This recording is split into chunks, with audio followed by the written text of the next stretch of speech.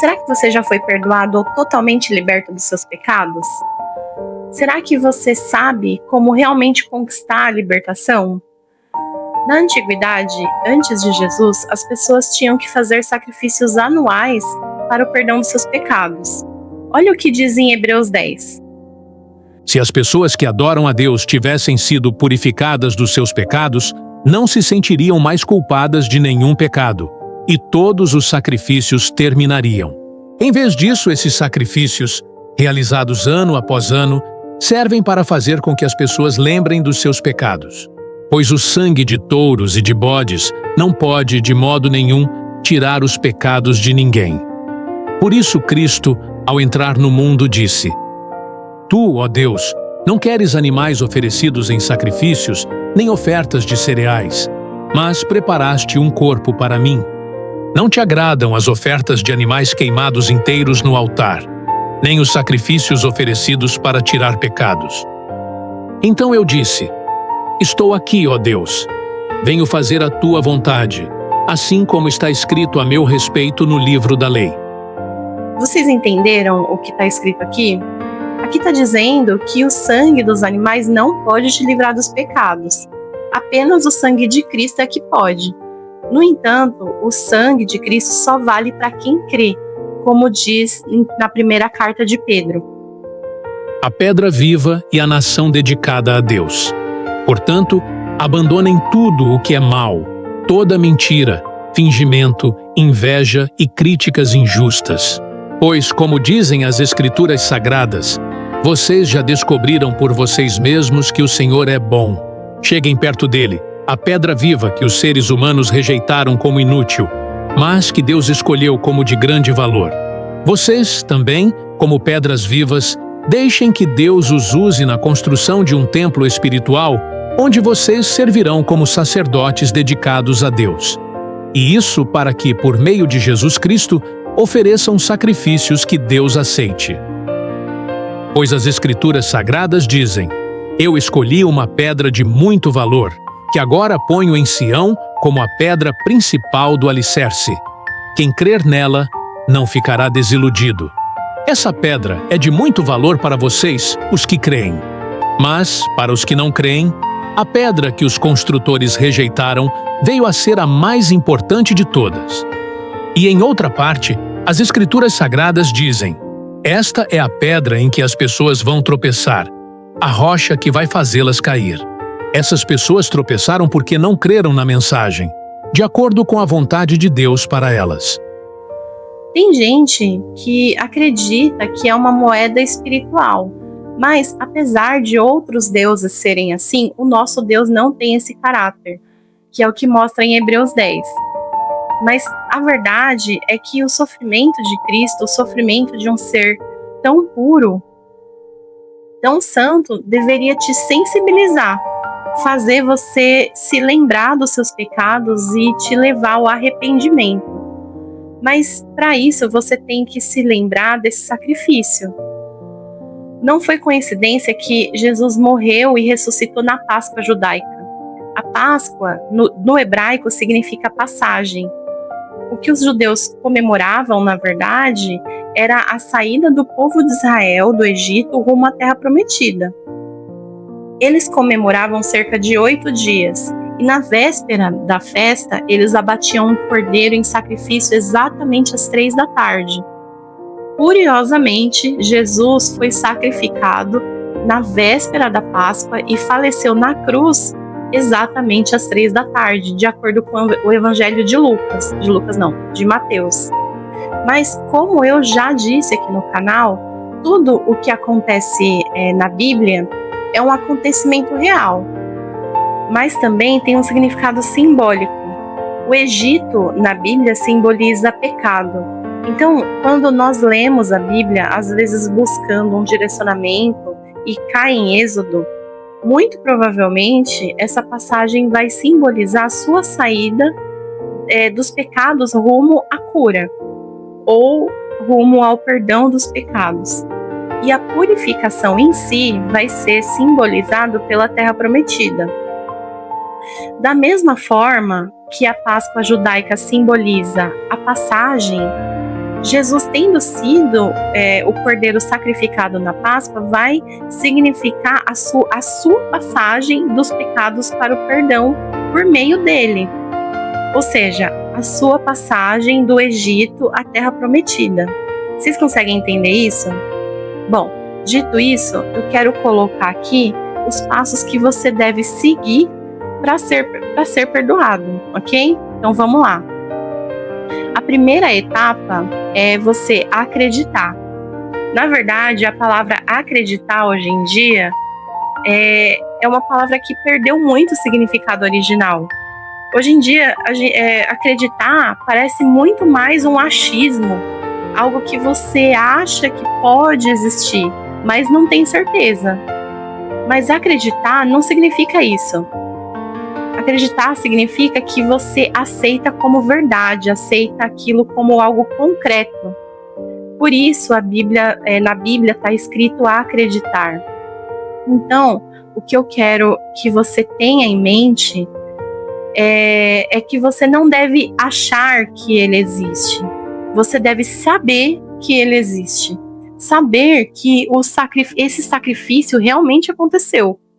Porque não pode haver dúvidas disso para que o seu coração não cometa esse pecado de não acreditar. É uma coisa que vai enfraquecer a sua fé.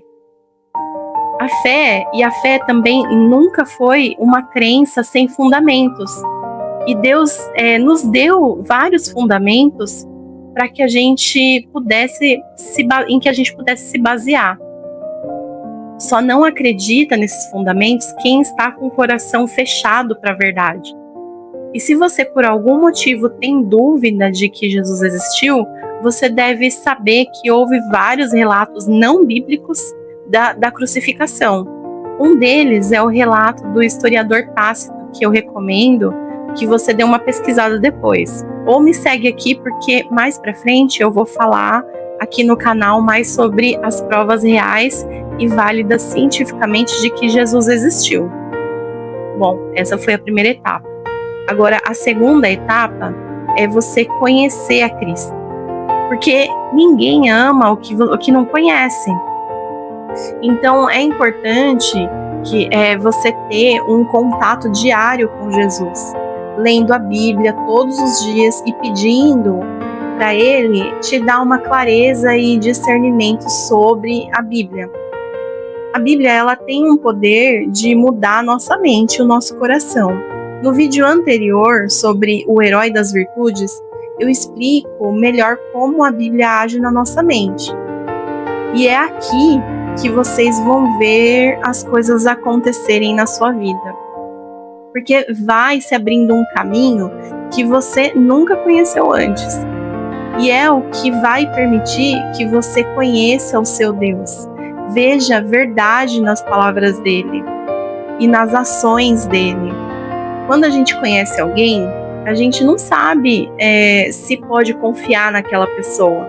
E aos poucos você vai ouvindo o discurso da pessoa, validando se o que ela fala tem valor, se tem verdade. Você observa se o que ela diz é coerente com o que ela faz, não é assim?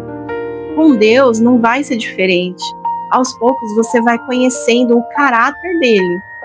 Mas você precisa dar essa chance para si mesmo, de conhecê-lo e ver o quanto o caminho que ele nos oferece é concreto e, de fato, o único caminho que vale a pena. O que nos prepara para o próximo passo. Bom, por conta de Jesus, nós não precisamos mais fazer sacrifícios anuais, certo? Então é importante que nós, no mínimo, nos lembremos dessa data todos os anos. É por isso que tem tantos teatros da Paixão de Cristo nessa data, mostrando o sofrimento dele na cruz. E eu acho super importante nós fortalecermos essa cultura, esse hábito de sempre ler as passagens da Bíblia, ou assistir um filme, ou um teatro da Paixão de Cristo com a família. Pelo menos nessa data. Porque a terceira etapa, para você ser perdoado, é você ser sensibilizado pelo sofrimento dele. Não que na Bíblia esteja escrito isso, mas essa sensibilidade vai te levar ao arrependimento. A Páscoa, na verdade, não deveria ter churrasco ou festas de família. É um momento do ano, especialmente na Sexta-feira Santa, que a gente deveria se recolher, desligar os celulares, nos abster das distrações do mundo, meditar na passagem da paixão de Cristo e nos conectarmos de uma tal maneira que nós possamos sentir o que Jesus sentiu, pensar o que ele pensou, o medo, a dor, e eu digo que nós deveríamos até chorar nessa data por Jesus.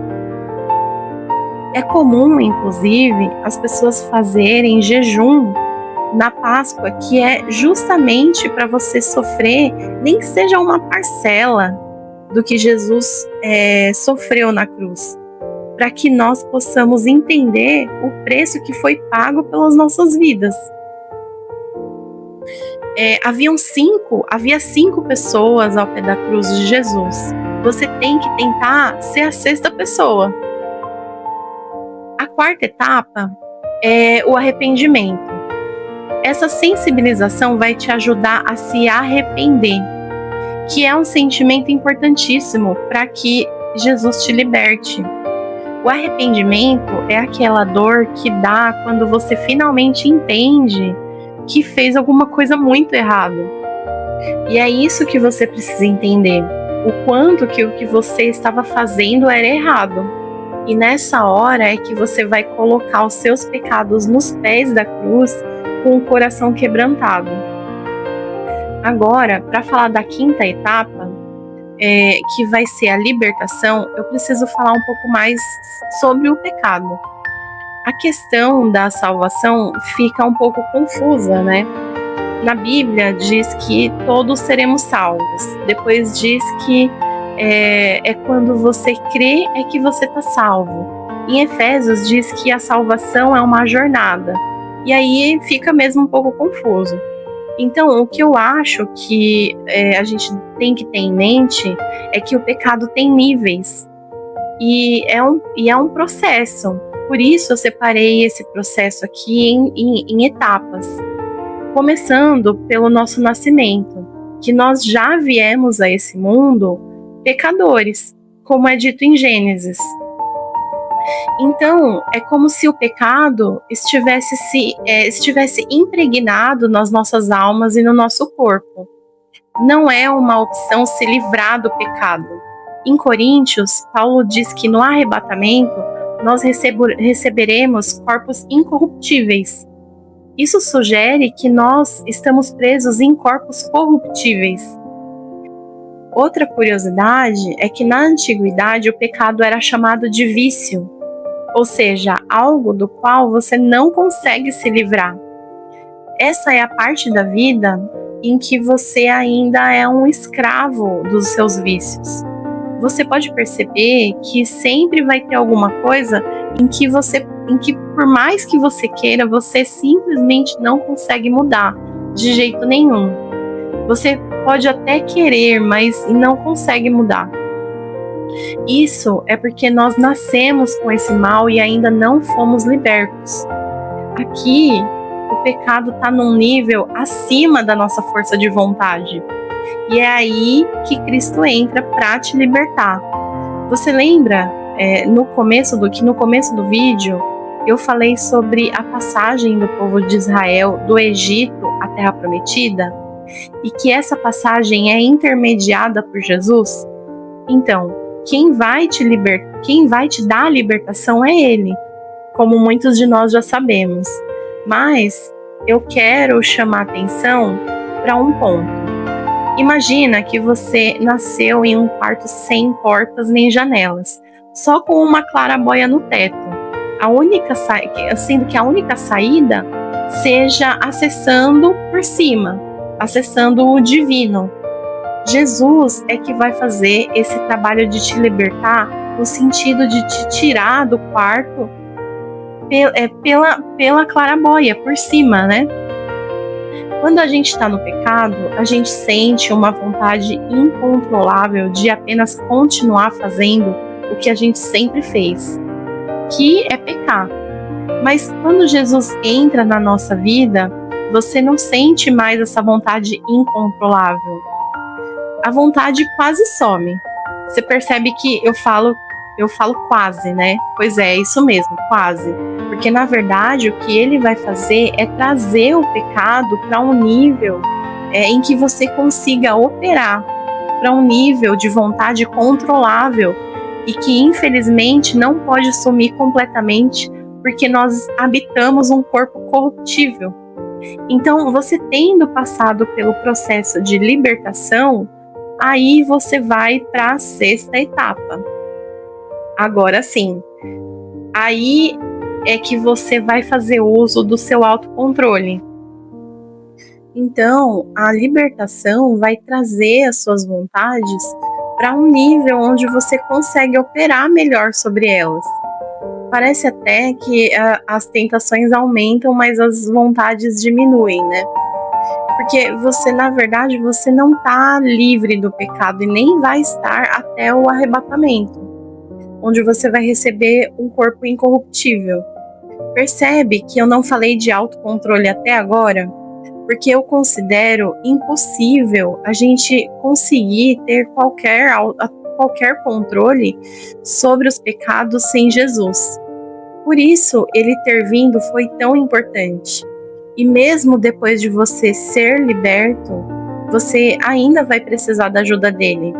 Porque a tentação, às vezes, é realmente muito grande. E é necessário pedir o auxílio dele. Trazendo de volta a metáfora do quarto, Jesus te tirou do quarto, mas você ainda pode escolher entrar no quarto novamente, entende?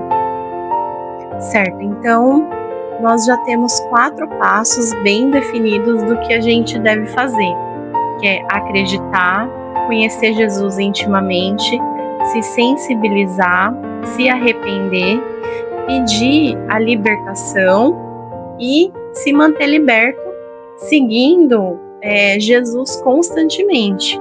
Mas na 4ª etapa, que é a libertação, a gente vai precisar aprender a nomear os pecados, porque você vai precisar ter consciência sobre eles e depois depois que você for liberto, você vai precisar monitorar esses pecados. Além de ser interessante que você entenda os males que esses pecados causam na sua vida, para você ter mais vontade, mais força de vontade para mudar e vontade de controlar esses pecados.